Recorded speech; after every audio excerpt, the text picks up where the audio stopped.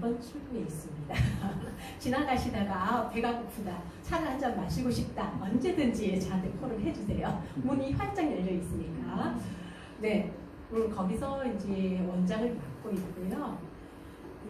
저는 한국정신분석 심리상담학회 또 사무총장을 또 맡고 있습니다. 아유, 여자가 참 할 일이 많아요. 네. 그리고 이제 뭐 아까 말씀하신 것처럼 미술 치료뿐만 아니라 목회 상담사, 또 기독교 시민 상담사 전문가로 지금 활동을 하고 있고요. 또 선교사분들, 또 목회자 어려우신 분들께 상담을 받고 싶은데 이제 재정적인 어려움으로 좀 곤란해 하시는 분들은 언제든지 제가 무료로 상담을 해드리고 있고요. 그다음에 이제 제가 정신분석이다 보니까 꿈 분석을 좀 많이 해요. 사실은 이제 뭐 정신분석가들은 그런 얘기를 하거든요. 꿈이 무의식의 왕도라고 합니다. 우리 무의식 안에 나도 모르게 꿈이 다 담겨 있어요. 꿈만 봐도 이 사람이 지금 어디가 아파 있구나 하는 걸 알 수가 있거든요. 그래서 꿈 분석도 하고 또 어린이 정신분석을 합니다. 놀이치료 위주로 하기도 하고 거기 또 이제 저희 학회에 어린이 정신 놀이치료 분과 또 회장을 또 맡고 있습니다. 그리고 네, 감사합니다. 네. 그리고 이제 미술치료 전문가로 또 하고 있습니다. 얼마 전에 또 이제 외국인을 대상으로 유튜브를 하나 찍었습니다. 여러분들 좀 관심 있으면은 한번 봐도 이런 미술치료를 이렇게 하는구나.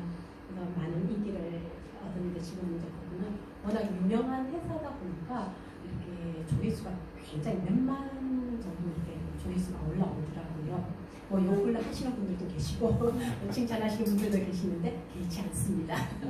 자, 그러면은 이제 제 소개는 여기서 끝나고요. 오늘 이제 요한복음 15장 12절에서 13절 말씀을 좀 띄워주시겠습니까? 하나님의 사랑을 회복하자라는 주제로 여러분들과 말씀을 이제 나눠보고자 합니다. 자, 우리 그러면 다 같이 이 말씀을 같이 한번 교독을 해보시겠습니다. 시작. 내 계명을 내가 너희를 사랑한 것 같이 너희도 서로 사랑하라 하는 이것이나 사람이 친구를 위하여 자기 목숨을 버리면 이보다 더 큰 사랑이 없나니. 아멘. 네. 사랑하라. 여러분, 사랑이라는 단어를 들으면 어떠십니까? 너무 고귀한 말이기도 하고 너무 좋은 말이기도 합니다. 그죠? 그런데 때로는 너무 식상해요. 너무 많이 들으니까 식상하기도 합니다. 그래서 너무 식상하다 보니까 무시하기도 합니다. 또는 이 사랑이라는 거는 무언에 뭔가 압박감을 줍니다. 책임감을 부여합니다. 그렇기 때문에 일부러라도 생각을 안 하려고 하시는 분들이 있습니다. 사랑이라는 단어만 듣고 싫어, 지겨워. 그죠? 그런 분들도 계시더라고요. 그렇지만 우리 하나님은 우리에게 두 가지 계명을 주셨습니다. 물론 10계명인데 10계명을 다 줄여보면 딱 두 가지가 나오죠. 첫째는 뭡니까? 하나님을 섬겨라. 그죠? 두 번째 뭡니까? 서로 사랑하랍니다. 왜 이것들을 강요를 하셨을까요? 왜 하나님께서 이 두 계명을 중요함을 강조를 하셨을까요? 그렇죠? 너무나 쉬운 말입니다. 믿음과 사랑. 너무나 쉬운 말이지만 너무나 실천하기 어려운 말이기 때문입니다. 그렇지 않나요? 저도 어렵더라고요. 믿으라고 하는데 잘 안 믿어져요. 사랑하라고 하는데 잘 사랑이 안 돼요. 조금 전까지만 해도 나의 속을 뒤집어 놓던 사람을 갑자기 사랑하라. 나는 목사니까 사랑해라. 안 되더라고요. 그게 여러분 쉽게 되던가요? 저는 안 되더라고요. 제가 너무 부족해서 그런가 봐요. 그렇죠? 여러분들은 다 되는데. 자, 그렇죠? 믿음과 사랑. 이 단어들은 다른 말이지만 사실은 굉장히 연관되어 있고 결성을 가지고 관계를 하고 있습니다. 믿음이 없으면요, 사랑이 안 돼요. 사랑이 없으면 믿음을 실천할 수가 없어요. 그렇지 않을까요? 그래서 여러분들에게 오늘 그러면 어떻게 사랑을 할 것인가에 대해서 여러분들과 말씀을 나누고자 합니다. 이것이 곧 오늘 말씀 주제인 하나님이 주시는 사랑을 회복하는 길이고 저와 여러분이 믿는 하나님에 대한 신뢰와 연결되기 때문입니다.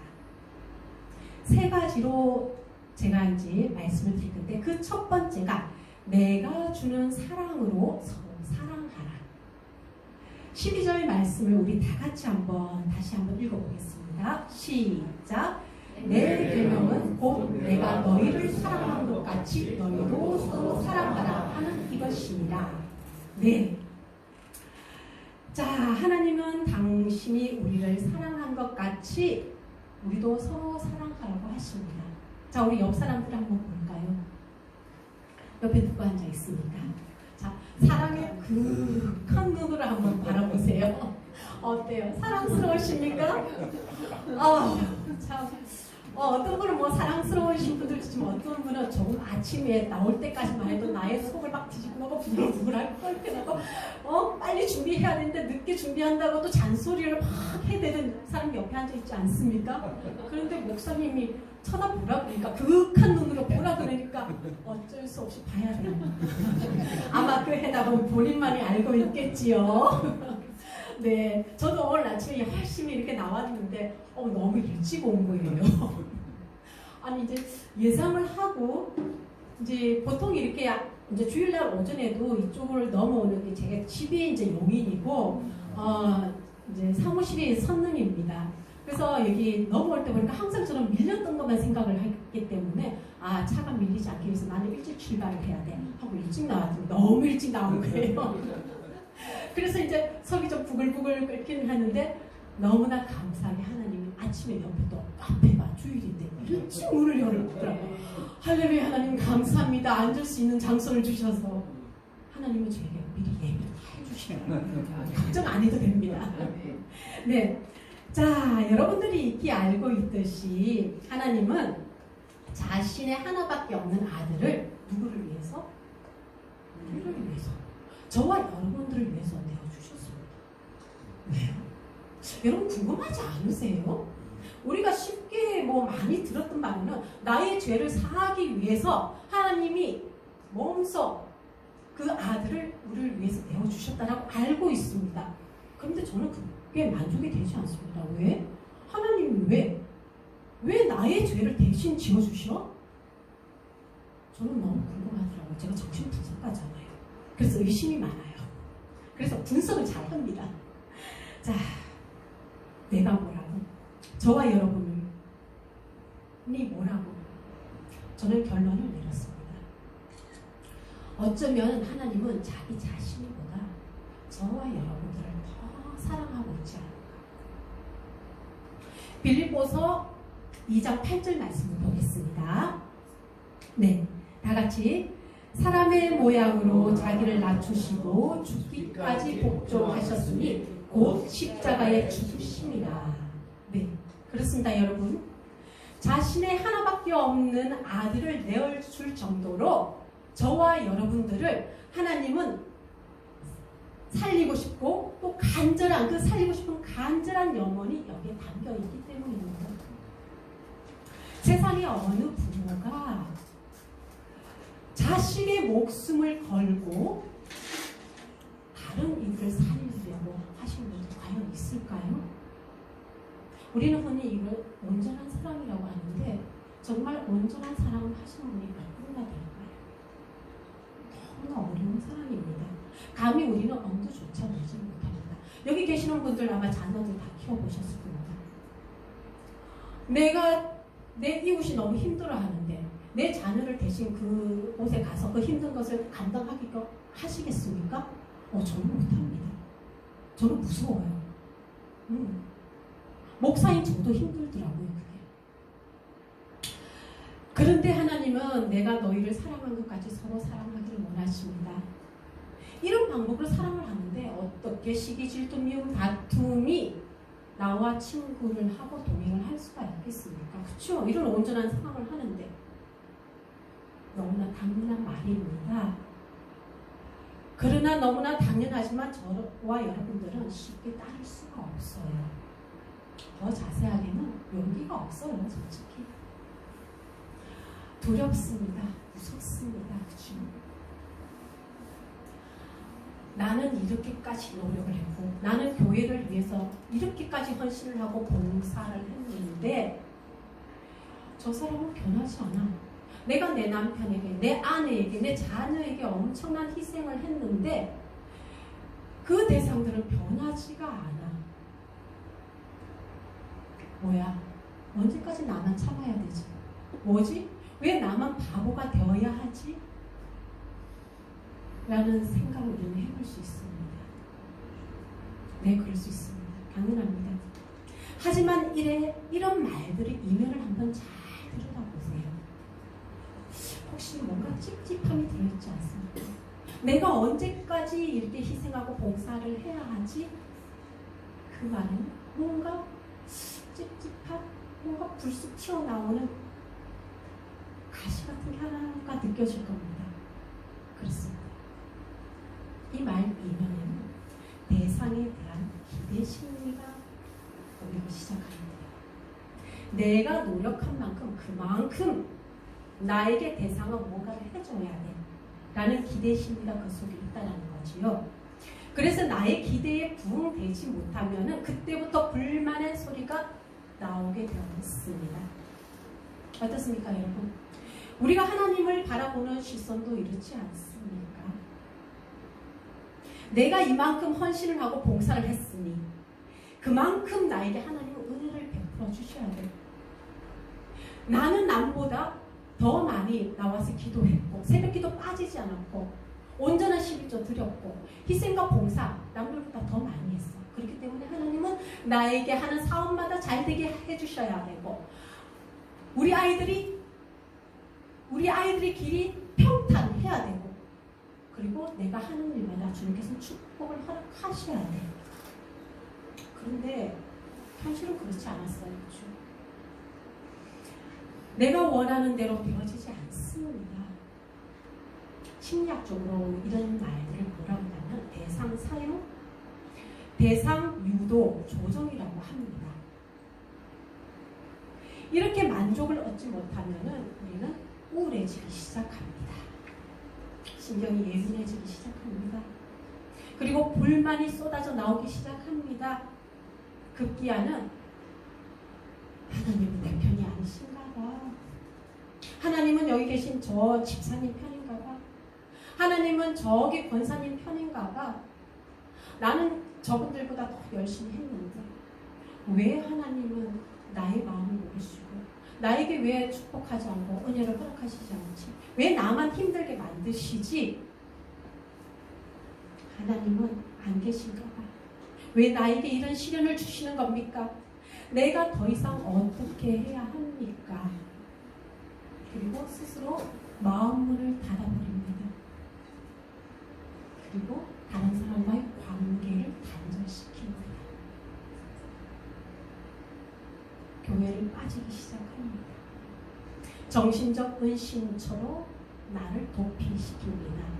이 정신적 은신처라는 거는요, 심리학적, 나지오라는 심리학자가 말을 한 건데, 힘들고 어려울 때 어떤 사건을 직면하기보다는 도망가는 것을 이제 정신적 은신처라고 합니다. 꼭 저는 이것을 이제 거북이라고 표현하는데, 거북이가 어때? 위험이 도사리면 어때? 손발을 다, 머리를 다 집어넣죠. 그리고 안심히 놀 때 살짝 머리를 내밀죠. 뱀이 항아리에 들어가는 것처럼.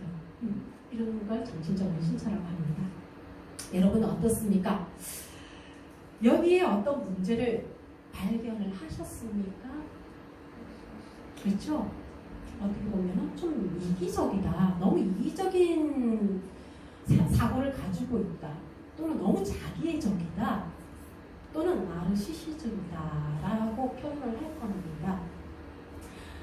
나르시즘이라는 것 자체가 이제 나르시스라는 이제 그리스에 나오는 그리스 신화에 나오는 인물인데요. 나르시스라는 아주 잘생긴 젊은 청년이 있습니다. 이 젊은 청년이 어느 날 호숫가를 거닐다가 호수에 비친 자기 얼굴을 보고 황홀해서 그 속에 빠져듭니다. 너무 잘생기는, 우리가 거울을 보면 너무 예뻐, 너무 잘생겨서 이런 거죠. 호수에 비친 자기 모습을 보고 빠져들고 결국은 그 호수에 빠져서 죽게 되는 그런 상황이 벌어집니다. 그렇죠? 모든 사고가 자기 안에 갇혀서 자기밖에 모르고 어린아이의 때를 쓰는 것처럼 어린아이의 심리로 돌아가는 것을 자기로 합니다. 내가 원하는 대로 대상을 사랑을 하게 된다는 겁니다. 이 사랑이 나쁜 것이 아닙니다. 사랑한다는 게 뭐가 나빠요, 그렇죠? 그런데 이 사랑의 문제점은 일방적이라는 거고 대상과 코드가 맞지 않는 사랑을 하고 있다는 거죠. 다른 대상에 내 앞에 있는 대상과 의사와는 전혀 상관없이 내가 이만큼 너한테 희생을 했으니 너는 당연히 나를 사랑해야 돼. 너는 당연히 나한테 헌신해야 돼. 우리가 자녀들한테 그러죠. 내가 너한테 얼마나 많은 투자를 했는데 너가 공부 못하는 건 이상한 거 아니야? 그런 말도 많이 합니다. 저에게 어떤 분이 그런 말을 하더라고요. 목사님, 이 녀석한테 내가 정말 학원비야, 학원 데려다 준다고 왔다 갔다 얼마나 많은 노력을 했는데 얘는 성적이 이 모양 이 꼴이에요. 그래서 집사님 도대체 몇 등을 하길래 이렇게 고민을 하십니까? 반에서 10등을 해요. 제가 그렇습니까? 좀 고민되시겠네요. 그리고 제가 뭐라고 할게요? 집사님은 학교 다닐 때 몇 등을 하셨습니까? 그랬더니 저는 한 중간 정도 했어요. 그러더라고요. 그러셨습니까? 자, 생각을 해보십시오. 지금은 학급의 학생 수가 그렇게 많지 않기 때문에 중간 정도를 해도 한 10등 이렇게 내외 15등 이렇게 되죠. 우리 때문에는 어때요? 한 클래스에 50명, 60명 앉아 있어요. 중간을 했다면 몇 등일까요? 30등, 40등이에요. 그쵸? 그래서 내가 집사님의 아이가 집사님을 닮았나 봐요. 그게 무슨 말이에요, 이거? 10등이면 집사님은 한 3, 40등 했는데 10등이면 정말 잘했다고 생각되는데요. 그게 왜 잘했어요? 그러니까 집사님은 어느 대학을 나오셨어요? 말을 못 하시는 거예요. 집사님, 그 정도면 잘한 거예요. 못한 것만 보지 말고 그 등수만 보지 말고 그 아이의 잘하는 것을 한번 바라보세요. 그리고 그래, 지금은 너가 10등이지만 그래, 너 조금만 더 노력하면 더 잘할 수 있을 거야. 지지해주세요. 그러면 아이가 그 지지를 받고 공부를 하는 아이는 더 열심히 잘해요. 그런데 야, 너 10등밖에 못했어? 이게 점수니? 이거 갖고 인서울 할 수 있어? 하면 아이는 노력했어요. 그죠? 얼마나 잘했어요. 10등 한다는 거 저는 정말 잘했다고 저는 칭찬해주고 싶은데 아닌가 봐요. 그죠? 잘했어요. 그러면 더 이상 공부를 안 해요. 어떤 아이가 그렇게 하더라고요. 어떤 집사님이 저에게 제가 너무너무 화가 나는데 우리 아이가 너무 공부를 안 해요. 그래서 이제 그 상황을 자세히 들었더니 그 아이한테 이야기를 들었어요. 목사님, 저도 공부하고 싶은데요. 저도 제가 공부 못하는 거 알아요. 그래서 마음을 다 잡아먹고 엄마한테 너무 미안해서 아빠가 열심히 돈을 벌고 엄마가 나를 위해서 너무 고생을 하는 걸 알기 때문에 저도 공부하고 싶어요. 그래서 오늘은 열심히 공부를 해야지 하고 책상에 딱 앉아서 잠시 마음을 가다듬고 책을 딱 펴려고 하는 그 순간에 문이 벌컥 열리더니 공부해! 왜? 책상에 앉았어. 목사님 같은 공부하고 싶으세요? 그죠? 이거예요. 조금만 기다려주면 되는데 우리 아이들 알아요. 그죠? 조금만 기다려주면 돼요. 이게 부족하다는 거죠. 자, 이게 일방적인 사랑인 겁니다. 부모님이 아이를 사랑하지 않아서 공부하라고 야단을 치겠습니까? 사랑하기 때문에 야단을 칩니다. 사랑하지 않으면 무관심하겠죠. 사랑하기 때문에 야단을 칩니다. 그런데 이 사랑의 방법이 살짝 잘못됐다기보다 살짝 어긋나 있다라는 거죠. 대상의 의사와는 상관없이 혼자 일방적인 홀로 사랑을 하고 있다는 거예요. 그러니까 얼마나 외로워요. 그리고 아이들 다 성장하면 외로워서 목사님, 선생님 저 좀 도와주세요 하고 많이 찾아들어와요. 나 이렇게 했는데 이제 지금 홀로예요. 그죠? 자, 이게 바로 조건부 사랑이죠. 그렇기에 우리의 입에서는 불만이 나오고 삐걱거리기 시작을 합니다. 자, 그러나 우리 하나님은 이런 조건부 사랑을 하시지 않습니다. 요한복음 5장 7절에서 8절 말씀을 한번 같이 또 읽어보겠습니다. 네, 다음 거 한번. 네, 요한복음 5장 7절에서 8절 말씀. 네, 다 같이 이거 안 5장 7절 15절. 네, 5장 7절에서 8절. 네. 이거예요? 아, 제가 잘못 어. 보냈나 봐요. 제가 그럼 다시 읽어드리겠습니다.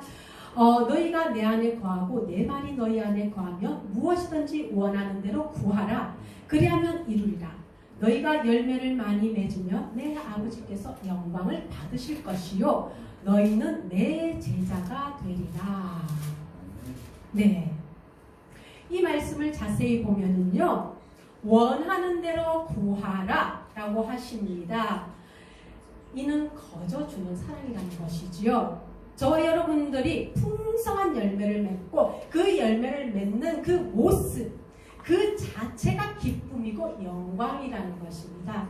하나님은 내가 여러분들이 뭔가를 해서 드린다고 해서 기쁘지 않아요. 고기를 동물을 잡아서 고기를 드린다고 해서 기쁘지 않아요. 아주 사소한 거지만 작은 곡식 한 톨이지만 내가 정성으로 드리는 그 정성을 보시고 기뻐하신다는 겁니다. 그리고 더 중요한 거는 여러분과 저와 여러분이 기뻐하시는 그 모습만 봐도 기쁜 겁니다.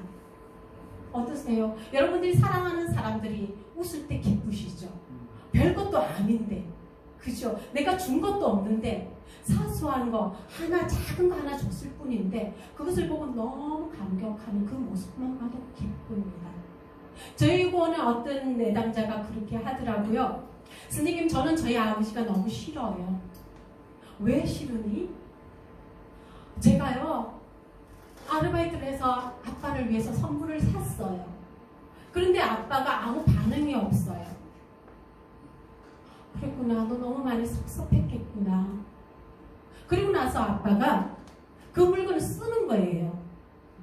그게 난 더 화가 나요. 그게 여러분들 표현하세요.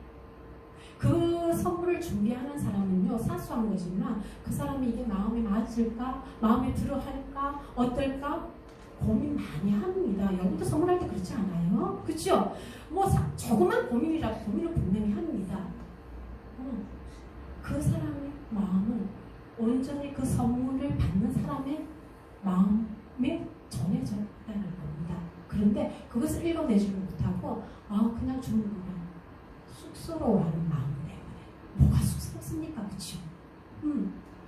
내 아내가 밥을 해주는데 감사하지 않아요? 그 밥을 하기 위해서 대충 하나요, 사실은? 머릿속에는 잔뜩 오늘은 어떤 반찬, 오늘 저도 가정주부로 살아봤기 때문에 알아요. 온통 아침 먹고 나면 점심이 생각나요. 점심에는 뭘 먹을까? 점심 먹고 나면 저녁에 뭘 먹을까? 어쩔 때는 짜증이 나더라고요. 내 머릿속은 온통 먹는 걸로 가득 찼구나. 이게 뭐야? 그런데요, 사소한 거 국수 한 그릇이라도 남편이 맛있어. 사실 너무 맛이 없는데도 맛있어. 고생했어. 그거 한마디면요 다 잊어버려져요.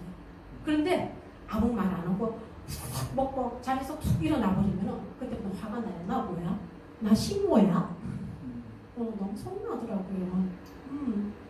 맛이 없으면 맛이 없다라고 얘기해 줄 수도 있어요. 오늘은 약간 간이 조금 안 맞네. 근데 당신 잘했어. 수고했어. 그죠? 괜찮아요. 그런 말 표현 쑥스러워할 필요 없다라는 거죠. 자, 이렇게 이제 저와 여러분의 기쁨을 보고도 하나님은 기뻐하시는 겁니다. 우리 현대인들은 참으로 많은 정보에 속에 있기 때문에 굉장히 똑똑해요. 모르는 게 없어요. 그래서 너무 많은 계산을 하고 사는 것 같아요. 이 단순함을 잃어버리고 있는 거예요. 때로는 이 단순함이 우리한테 많은 도움이 되는데도 너무 합리화하고 변명에 급급합니다. 왜 칭찬하지 않으세요? 부끄럽잖아요. 부끄러워요. 너무 변명만 하고 있습니다. 그리고 내가 이런 말을 하지 않아도 다 알아요. 다 알아요, 여러분들? 저는 모르겠더라고요. 표현을 안 해주니까. 그래서 저는 성격이 좀 확인을 해야 되는 성격이라 가서 막 물어봐요. 아, 여보 괜찮아? 어땠어? 이 앞에 너무너무 귀찮아하긴 해요. 여보 이건 어때? 이건 어때? 이거 어때? 옷을 하나 입어도요. 저도 오늘 아침에 나오면서 옷을 입으면서 여보 나 오늘 이 옷이 어울릴까? 이거 좀 그렇겠지. 너무 까맣나? 그래도 예배인데 좀 검정색 정장을 입어야 되겠지.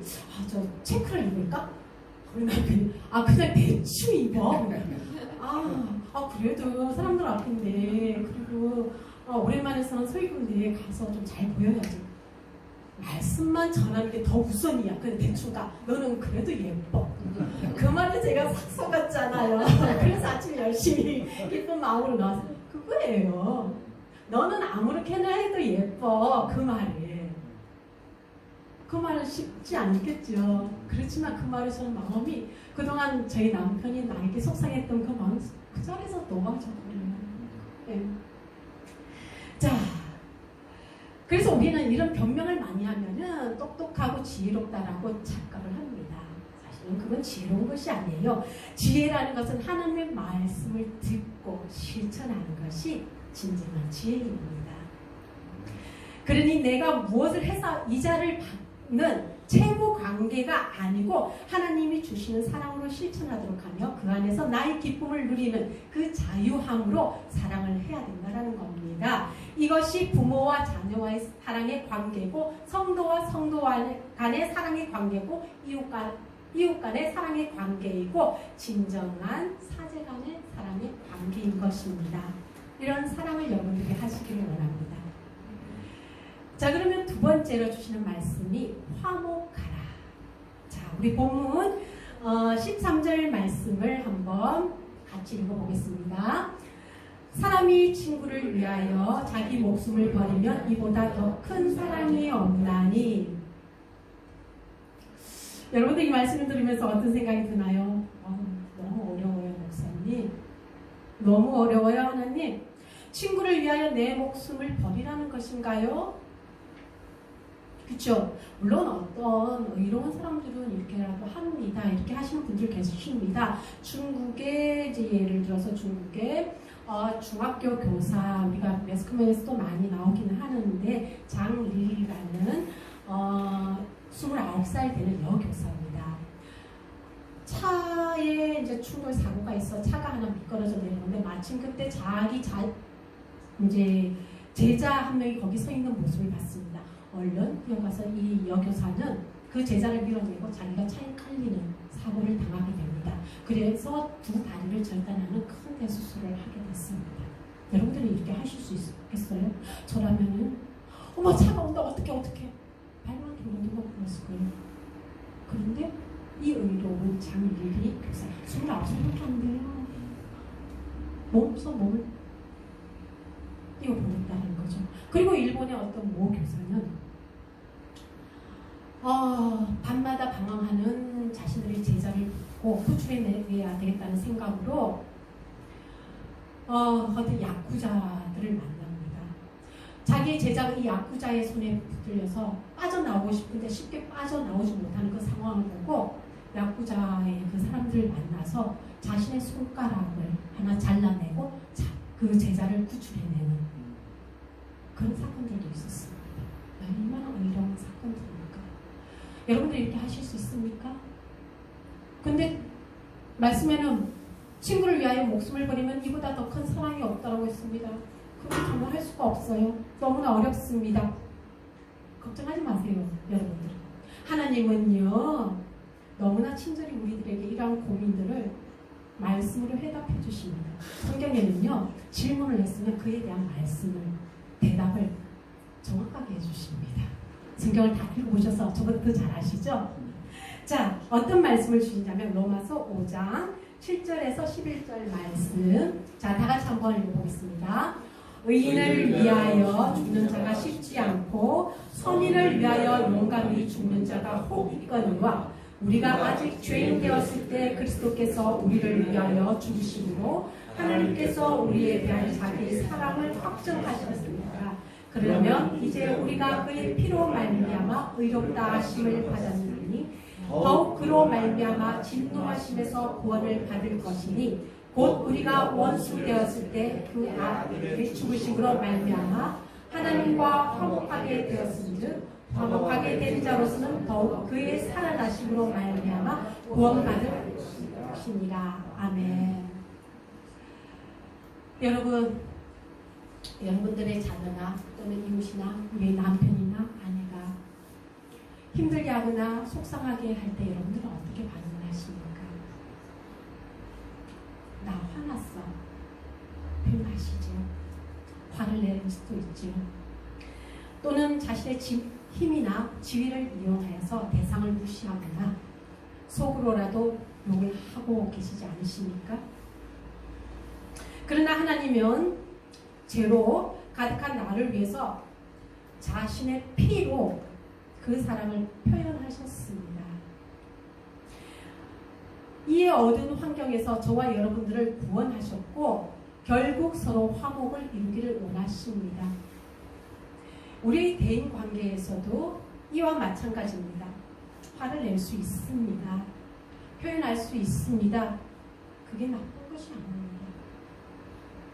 저는 정신분석 상담을 하기 때문에 화를 표현하지 못하는 사람들 화를 표현하도록 훈련을 합니다. 너무 억압되어 있으면 이것은 언젠가는 폭발을 하게 되어 있기 때문입니다. 그러나 중요한 것은 이 속상한 마음을 표현하는 것도 잘 해야 됩니다. 어떻게 잘 할 수 있는지 제가 성숙된 사람과 조금 미성숙한 사람의 예를 하나 들어드리겠습니다. 어떤 그룹이 있는데 거기에 이제 총무를 맡고 계시는 분이 계십니다. 이분은 자신의 책임감이 너무 강하신 분이에요. 어떤 집단에 있어 뭔가 일을 맡으신 분들은 그에 대한 책임감을 많이 가질 수밖에 없습니다. 그렇죠? 그래서 좀 예민합니다. 그래서 어떤 분이 이제 이렇게 종이컵이 있는데 종이컵이 상당히 얇아요. 이렇게 찬물은 괜찮은데 뜨거운 물을 받을 때 어때요? 뜨거워서 잘 집지를 못해요. 그래서 종이컵 2개를 포개했어요. 그랬더니 당장 옆으로 와서 잔소리를 하시는 겁니다. 그리고 또 어떤 분이 이렇게 앞에 좌석을 이제 비워놨는데 어떤 분이 몸에 그 좌석을 앉았어요. 그랬더니 또 잔소리를 합니다. 이걸 지켜보던 어떤 한 분이 너무 화가 납니다. 그래서 그분한테 불평을 표현을 했습니다. 어떻게 됐을까요? 집중 풀고 다툼이 생겼겠죠. 그리고 이렇게 다툼이 생기고 나서부터 이 사람은 너무 고민을 합니다. 왜? 이 총무님이 잘보다 연세도 더 많으신데 내가 너무 대어들지 않았을까? 너무 후회를 합니다. 하지만 그 잔소리가 너무 듣기 싫고 아무 잘못한 것도 아닌데 신경이 쓰이고 또 지적받는 이런 부분들에 화가 많이 났습니다. 그리고 자신의 행동에 대한 죄책감이 생기기 시작했고 다른 일을 하는데 힘들었습니다. 하루 종일 집중이 안 됐습니다. 너무나 괴롭고 힘들었습니다. 잘못한 것도 없이 자신만 바보가 된 것 같고 자신만 나쁜 사람이 됐고 다른 사람한테 괜히 안 좋은 사람으로 비춰졌다는 그 자체도 또 화가 났습니다. 어떻습니까 여러분들? 여러분들 화가 난다고 주변 사람한테 화를 내고 나면 어떻게 기쁘십니까? 나 너무너무 화려하게 잘 표현했어. 너무 화를 잘 냈어. 어떠세요? 화를 내면요. 사실은 화를 내는 사람이 더 속상합니다. 물론 화를 받는 사람도 화가 나고 속상하고 마음이 아프지만 사실 실질적으로 화를 내는 사람들이 더 속상합니다. 우리가 우리 자녀들을 혼을 낼 때 부모님의 마음이 사실 더 속상합니다. 그렇지만 자존심이 상해서 그걸 표현을 안 할 뿐이죠. 혼자 끙끙 앓았습니다. 그리고 이제 저를 찾아오거든요. 제가 이런 일이 있었는데 어떻게 할까요? 그래요? 우리 한번 잠시 머물러서 침묵 기도를 한번 해봅시다. 그리고 이제 1시간 동안 저는 이제 침묵 기도를 잘 하는 편이거든요. 조용히 아무 말 하지 않고 조용히 앉아서 머물러 봅니다. 그랬더니 갑자기 눈을 뜨더니 목사님 이제 알았어요. 뭘요?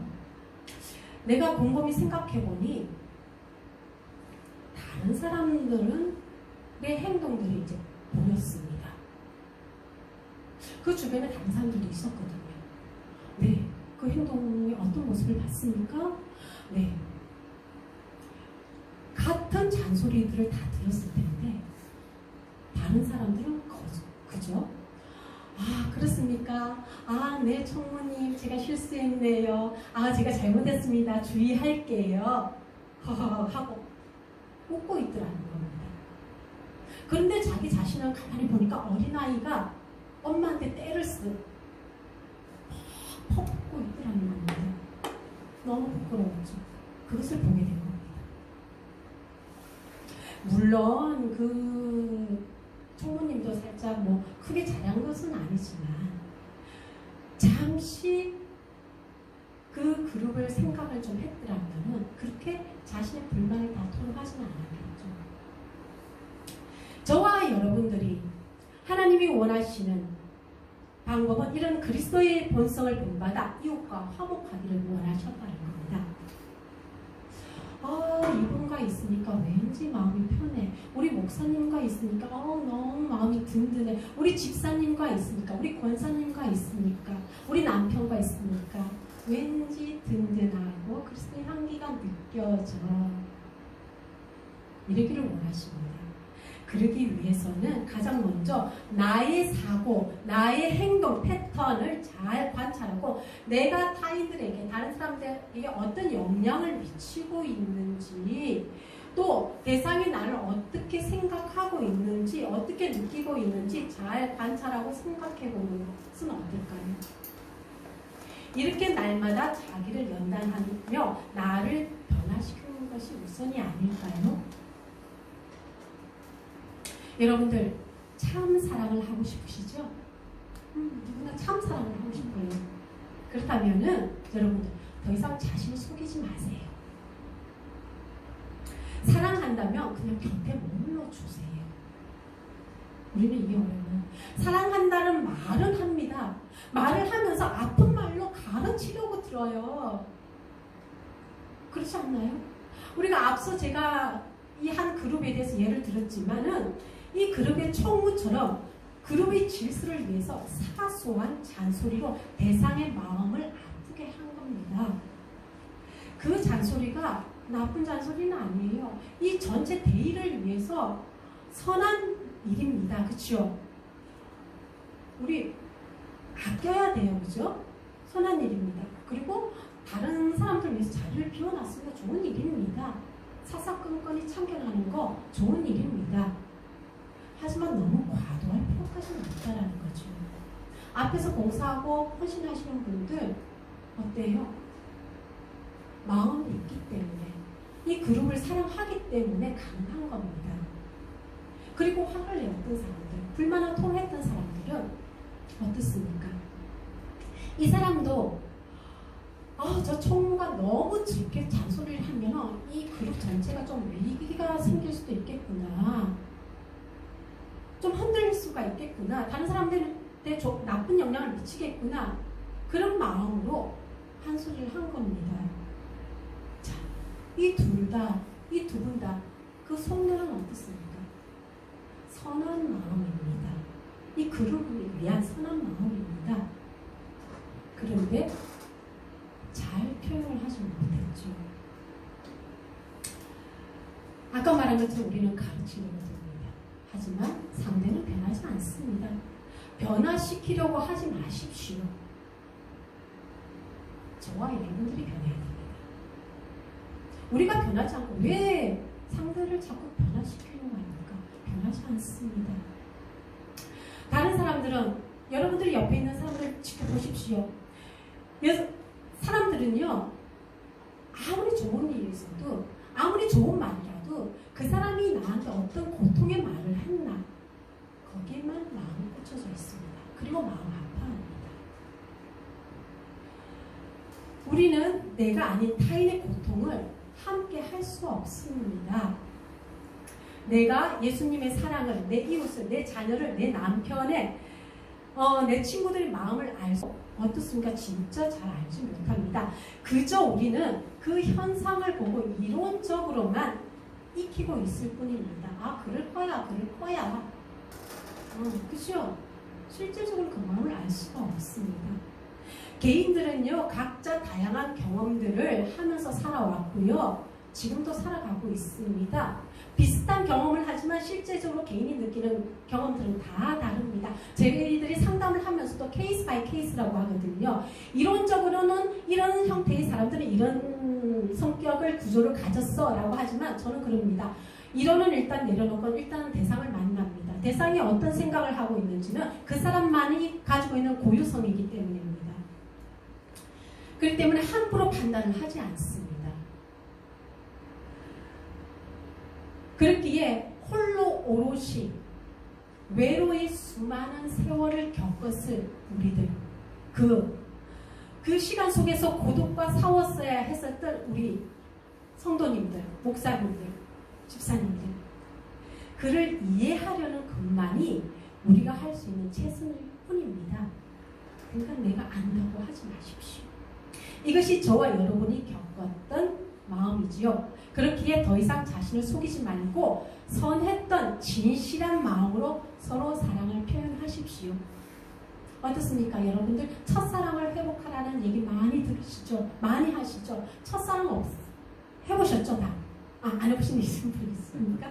자, 첫사랑, 처음 연애할 때 어떻습니까? 대상이 아무리 많은 단점을 가지고 있어도 지금도 가지고 있고 어제도 가지고 있고 그저께도 가지고 있고 저 첫사랑 때도 가지고 있었습니다. 없어지지 않아요. 그 성격 변하지 않아요. 하지만 어떻습니까? 첫사랑을 가졌을 때는 그 단점이 보이지 않습니다. 이제 조금씩 세월이 가고 너무 익숙해지다 보니까 그 단점이 하나씩 드러나서 아주 눈덩이 좀 커지게 되겠죠. 그 첫사랑입니다. 첫사랑처럼 대상을 지그시 바라볼 수 있는 그 여유가 필요하다는 겁니다. 자, 우리가 이제 마지막으로 제가 그렇다면 우리는 행함과 진실함으로 사랑하자라는 말씀으로 한번 이제 여러분들과 다시 마지막으로 말씀을 나눠보고 있는데요. 요한일서 3장 13, 14절 말씀을 다 같이 한번 보겠습니다. 시작. 형제들아, 세상이 너희를 미워하여 이상히 여기지 말라. 우리는 형제를 사랑함으로 사망에 속여 생명으로 돌아간 줄 알거니와 사랑하지 아니한 자는 사망에 머물러 있느니라. 아멘. 네. 세상이 우리를 미워하여도 이상히 여기지 말라. 우리는 형제를 사랑함으로 사망에서 옮겨 생명으로 들어간 줄을 알거니와 사랑하지 않은 자는 사망에 머물러 있느니라. 행함과 진실함으로 사랑하라고 하나님께서 말씀하십니다. 사람과의 관계에 있어서도요, 원하는 바를 다 얻지 못한다 할지라도 대상에 대한 신뢰가 있으면 견뎌지고 위로가 되어집니다. 우리는 늘 행복할 수만은 없죠. 다만 순간순간 우리가 겪었던 그 행복한 그 순간들 속의 기억으로 우리는 오늘도 힘을 얻고 살아가고 있습니다. 그렇다면 좋은 기억으로 남아야 되지 않겠습니까? 우리가 우리나라 속담에도 3살 버릇이 8가지 간다. 그쵸? 3세까지의 교육이 사실은 상당히 중요합니다. 그때만큼만이라도 우리 아이들한테 아주 좋은 대상이 되어줄 필요가 있는 겁니다. 우리가 정신분석학에도 이런 게 있거든요. 프로이드도 3살까지가 우리가 신경적, 정신적, 제가 나중에 이제 토론을 할 텐데 신경적, 정신적 교들아이도 3살 이전 이후로 나눕니다. 그만큼 중요합니다. 그 첫 경험이 인생을 살아가는데 평생을 작용을 하게 되는 거죠. 그렇기 때문에 여러분들 어떤 대상을 만날 때 그 첫 경험을 아주 좋은 사람으로 남기세요. 그러면 여러분들은 이렇게 얘기합니다. 목사님, 그러면은 모든 순간에 나만 참으면 되나요? 왜 참으세요, 여러분? 참지 마세요. 병됩니다. 참는 것이 아니고 적당한 시기에 잘 표현할 수 있는 훈련이 필요합니다. 그동안 내가 그 훈련을 잘 하지 않았다면 이제부터 그 훈련을 하도록 연습하십시오. 지금까지 내가 어떤 대상들한테 좋은 영향을 미치지 못했다면 지금은 또 훈련하십시오. 내가 화를 낸다는 것은 실질적으로 내 속의 정서를 잘 해결하지 않았기 때문입니다. 이 정서가 나의 문제일 수도 있고요. 타인이 나한테 주는 영향일 수도 있습니다. 그래서 중요한 것은 자기 안에 있는 정서만이라도 최소한 잘 훈련을 할 필요가 있다는 겁니다. 남의 탓 참 많이 합니다. 특히 저는 그 현장에 있기 때문에 그런 얘기들 너무 많이 해요. 처음에 오기 는 내담자들은 대부분, 처음에 저에게 오는 환자들은 대부분 대상을 욕하기에 급급해요. 누구 때문에. 그리고 이제 문을 닫고 나갈 때는 모든 것이 저 문제네요. 그렇게 나갑니다. 아닙니다. 자신의 문제도 아니고요. 다만 내가 대상에게 너무 의존이 되어 있기 때문에 오히려 탓을 돌릴 수밖에 없어요. 내가 너무 힘들기 때문에 그 대상에 대한 탓을 돌릴 수밖에 없어요. 그래서 중요한 건 내 마음을 먼저 컨트롤하는 것이 가장 중요하다는 겁니다. 여러분들 이런 경험을 해보셨을 겁니다. 여기 대체로 이제 연세 나이들이 이제 다 젊었어요, 그죠? 근데 그래도 경험들이 있으신 것 같은데 여러분들 정말 힘들고 고통스럽고 이런 경험들을 한두 번씩들 다 해보셨을 겁니다. 자, 어떻습니까? 이렇게 내가 많이 힘든데 나에게 어떤 도움을 준답시고 이렇게 하십시오. 이 방법이 좋습니다. 저렇게 하십시오. 라고 말들을 많이 들었죠. 우리가 익히 알고 있습니다. 사실 우리가 방법을 몰라서 괴로워하겠습니까? 방법 다 잘 압니다. 근데 그게 안 되면 또 어쩌라고요. 그렇죠? 이 말을 들으니까 떠오르는 성경 인물이 있지 않습니까? 네, 맞습니다. 욥과 그 친구들. 친구들이 하는 말이 하나도 틀린 말이 없어요. 구구절절 다 맞는 말이에요. 그런데 욥의 심령을 알았을까요? 욥이 왜 괴로워하는지 모르라는 겁니다. 너무 이성적으로, 너무 사회적으로 뻔말만 한다는 겁니다. 그러나 슬픔에 잠겨있는 사람들은 이런 말들이 귀에 하나도 들려오지 않습니다. 여러분들 경험해보셨죠? 아무 말 안 들어옵니다. 우울증 환자들한테요, 이런 방법이 있습니다. 이런 방법을 한번 해보세요. 저런 방법이 있습니다. 저런 방법 한번 해보세요. 아닙니다. 못 듣습니다. 오히려 관계만 깨어집니다. 자, 우울증 환자들한테 가장 먼저 저는 뭘 시키는 줄 알아요? 식사하셨습니까? 그 말도 들어요. 인간의 가장 기본적인 욕구가 먹는 욕구거든요. 일단 먹어야 됩니다. 우울증 환자들은 밥맛도 없거든요. 안 먹어요. 에너지가 빠져요. 그렇기 때문에 정신적인 에너지도 더 피폐해질 수밖에 없어요. 그러면 가장 기본적으로 먹는 욕구, 구강기적 욕구죠. 엄마 젖을 먹어야 아이는 살아요. 그래서 가장 먼저 식사하셨습니까? 안 하셨으면 저랑 뭐 좀 시켜 먹을래요? 저는 금방 점심을 먹었음에도 불구하고 같이 밥을 먹어요. 그리고 이야기를 합니다. 그렇게 에너지를 주는 거예요. 그런데 목사라고 상담사라고 이렇게 하십시오. 저렇게 하십시오. 안 듣습니다. 아무 소용없습니다. 그 대상이 무엇이 필요한가를 먼저 읽어주는 게 중요한 거죠. 그래서 그저 아무 말 하지 않아도 곁에 머물러주면 묵묵히 나를 도와주는 그 사람만이 진정한 위로가 됩니다.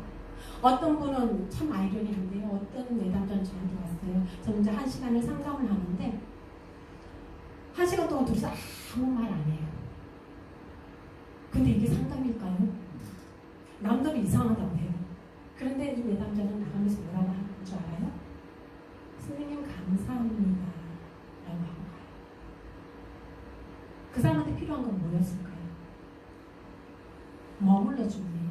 자기 곁에 있어주는 든든함이라는 거죠. 내가 어떤 말을 해도 들어줄 수 있을 것만 같은, 말을 하지 않아도 내 옆에서 그냥 같이 울어줄 수 있을 것 같은 그 마음이 전해진 겁니다. 그래서 굳이 말을 하지 않아요. 그래서 1시간 동안 아무 말 하지 않고 나가면서 선생님 감사합니다. 그래서 저는 돈을 받아요. 참 쉽게 벌죠. 쉽게 버는 게 아닌가. 그만큼 저도 내담자가 무슨 생각을 하고 있을까? 그 1시간 동안 온통 그 내담자한테 집중되어 있죠.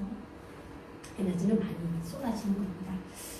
하지만 우리는 이런 성급함이 때때로 어떤 사람의 독약이 될 수도 있다는 것을 알아야 됩니다. 우리가 내가 원하는 것이 아닌 대상이 원하는 것이 무엇인지 헤아리는 마음이 필요합니다. 어렵습니다. 하지만 한 발짝 살짝 뒤로 물러나 보세요. 그러면 보일 것입니다. 아까 그 그룹의 그 고통스러워하는 그 사람처럼 곰곰이 1시간 동안 머물러 보세요. 그러면 다른 사람들의 행동이 보였다는 것처럼 너무 급급하게 서둘러서 하지 마시고 한 발짝 뒤로 물러나서 생각을 해보시라는 겁니다.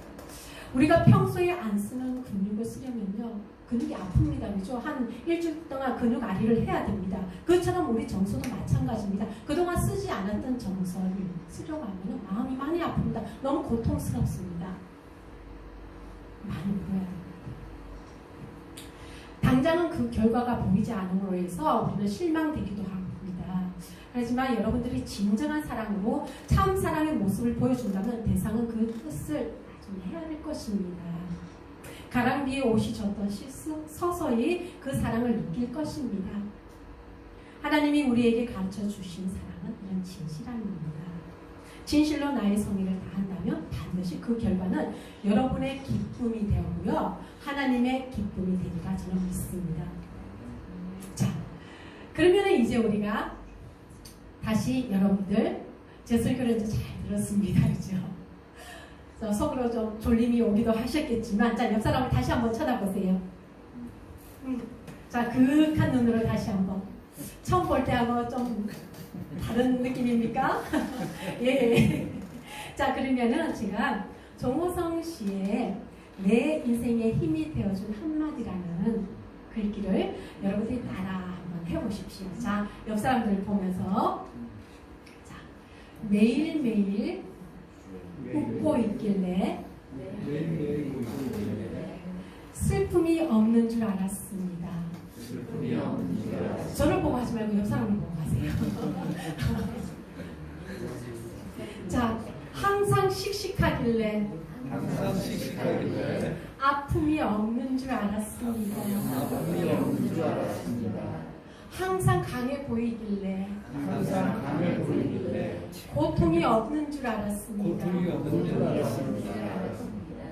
당신도 괜찮은 척, 아무렇지 않은 척 그렇게 살아가고 있었군요.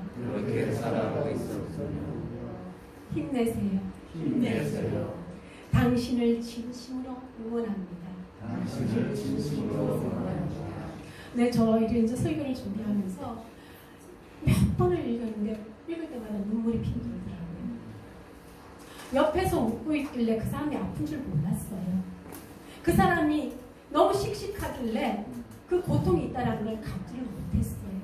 그래서 저는 제 생각만 하고 제 생각만 전달을 했었습니다. 근데 아니더라고요. 내가 아팠고 내가 고통스러웠던 것처럼 대상도 당연히 그렇게 경험을 하고 그렇게 살아왔다라는 겁니다. 자, 이 마음이 저와 여러분들의 진실한 마음입니다. 그래서 스스로를 속이지 마시고 이것이 하나님이 우리에게 주시는 진실한 사랑의 실천입니다. 이것이 믿음이고 사랑입니다.